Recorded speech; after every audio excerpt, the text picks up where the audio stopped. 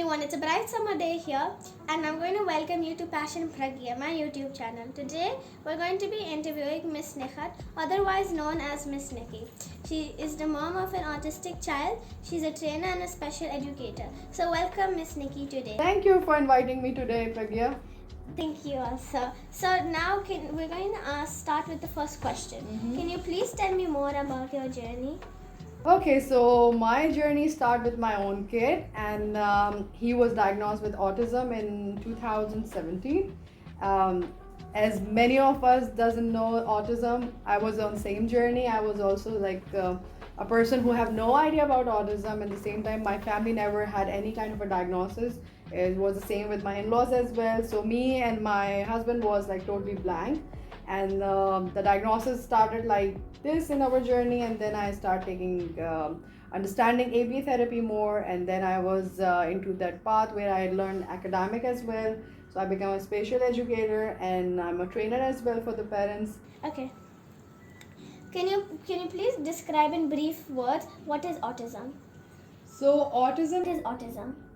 So autism basically is a diagnosis which is related to an autism spectrum, and the way our brain is wired with a lot of different things, and like sensories, we have different kind of a reception, like the way we remember and then we express. So somewhere when you have autism, you wired differently and you see the world differently, and then you wear another glasses where the things are not as per the demand of the world, or like the way we behave, the patterns and those things. And mostly I can say the autism is all about the neurodiversity and how exactly your brain is working or creating the things in your life. How is autism different from Down syndrome? Okay, so Down syndrome is a genetic disease. If you have Down syndrome, you will see the people who have a different facials, and that's why we call it genetic disease. But autism is all about the brain, the connections of the brain that creates a different developments as well. So if you see a kid who is 3 years old, we have diagnosis for them that okay, this is the age and this is the stage. So that's the way you need to be up to the mark. But if you have autism, you might be at the age of 5 behaving like a child of age of 2, because the brain is not developing the way it needs to be. How can one identify if their child or if someone is autistic? Okay, so as we are advancing, you can see there are a lot of assessment tools. So as we are advancing, you can see there are a lot of assessment tools, and there are some red flags which we have starting identifying in really early age. So even at the age of 18 months, if a child is having issue or if they are having a diagnosis of autism, it's easy to start in early stages. So like some of the examples are, if you see the kid is unable to recognize their name, so might be that's a red flag. Or if you see a child is playing isolated, it's like they don't have a play skills or something, that's a kind of an autism as well. You will see sometime it happen that the kids really don't start the speech in early age, like the way we see the kid at the age of 2 can at least tell their name, can at least point out and tell the things which they want. But in autism, it doesn't work like that. So early stage diagnoses are there, but it depends like how early you want to start your journey. Thank you. Now I'm going to ask a really nice question. Now the next question I'm going to ask is really nice. How does a kid with autism manage their day-to-day life? How does it impact their day-to-day life? Okay, so autism is a spectrum, so it's like every child is having their own diagnosis. At the same time, every individual is different from one to each other. Might be one child need a shadow person to help and support in day-to-day life. So like for example, skill acquisition. You want to do toothbrush, and mostly we learn the skills and then we start doing on own. But sometimes it happen if you don't have that skills, or if you don't know how to do the thing, might be you need somebody to help and support you. But there are some kids on the spectrum as well who can independently do these kind of living skills by themselves. So it depends to child, so there is no hard and fast rule for anyone. Okay, thank. What is the autism spectrum? Autism spectrum, it's like there are 3 levels of autism. One is like the low functioning kid. Then the low functioning kid means that the child needs support for many areas of the life. Might be at home, might be in the school as well, might be they are going for outside in the park. So they need somebody always shadowing them. Then there is the second level where the child might be need a support for some time in some specific areas, but they don't need the support for rest of other areas. And the high functioning, that's the third one, where the child can be independent after a little bit help and support and getting the therapy. Those kids might be speaking more than the other kids, like the way we have level 1 and 2. Those kids can express themselves, they can read independently, they can be academically as well, but somewhere they need support in the behavior, so might be they need a support to understand the things differently. That's interesting. How do autistic children feel in different situations? Okay, that's interesting question as well. Because it's like the way I just said before as well, that every child is different from each other. So sometimes it happens that some kids can't have high sensory things like the sound. Like you go to the cinema, sometimes it happens that there is like really high pitch and you have a headache and you don't want to sit in the cinema. Or sometimes it happens that some days you feel not well and you don't want to speak somebody who is too loud or somebody who's shouting at you.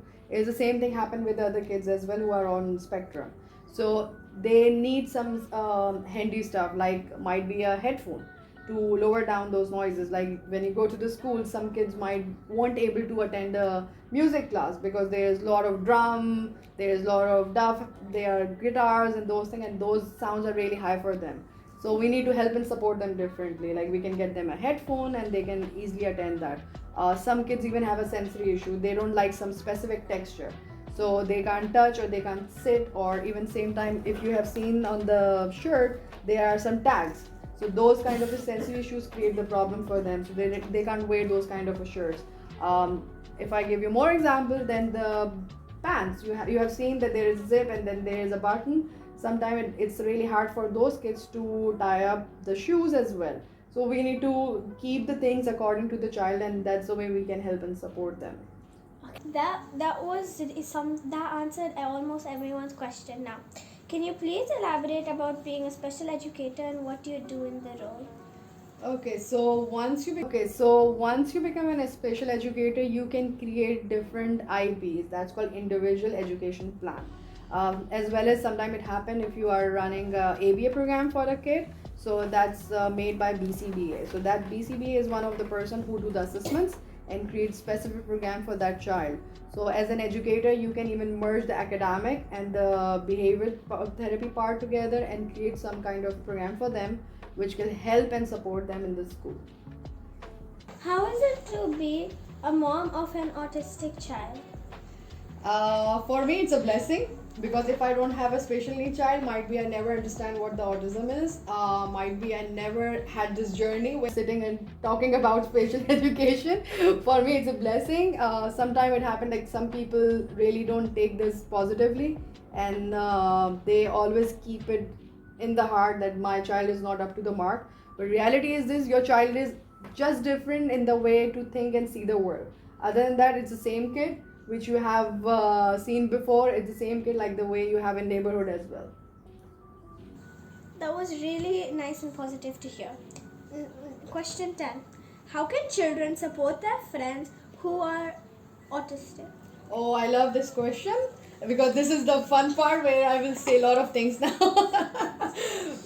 If you have any kid in your classroom or in your neighborhood who is diagnosed with autism or ADHD, and you see that they want a support, because most of them can't make the friends, don't know how to make the friend or how to have that play skill to play around you. So might be you will see that sometimes you're playing hide and seek and they are just running behind you and they don't know the rules of the game. So including them, or even if you see any kid who is having a disability, you can walk to them and just say hi.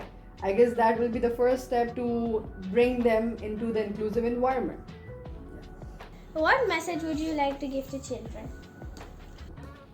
The message from my side will be like, involve those kids who are having some learning difficulties, because sometimes it happens they want to be your friend, they want to be around you, they want to act and react like the way you want, but they don't know how to do it. So most of the kids, you will see that they struggle to make friends. And if you see that child is isolated, or he or she is sitting on the corner but watching you, So just like walk to them and at least just start with hi. You will see the once they have a rapport building with you and they feel comfortable with you, they will start becoming a friend with you, and the same thing, it will be easy for them to be involved and be of your life as well. Thank you so much. I have a question for you now. My turn.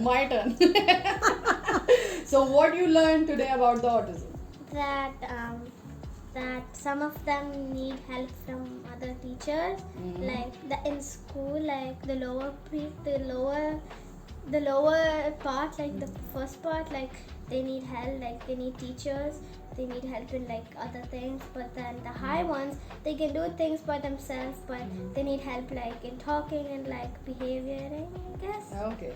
And if you see any kid who is autistic or ADHD, so how you can help and support them? You can be their friend, you can go talk to them, you can be kind to them, instead of bullying them. Yeah. High five, you got the message. Thank you. Thank you everybody for coming on to Passion Pragya and watching our interview. Stay tuned for more interviews like this. Bye. And like and support her channel, guys. Yes, like.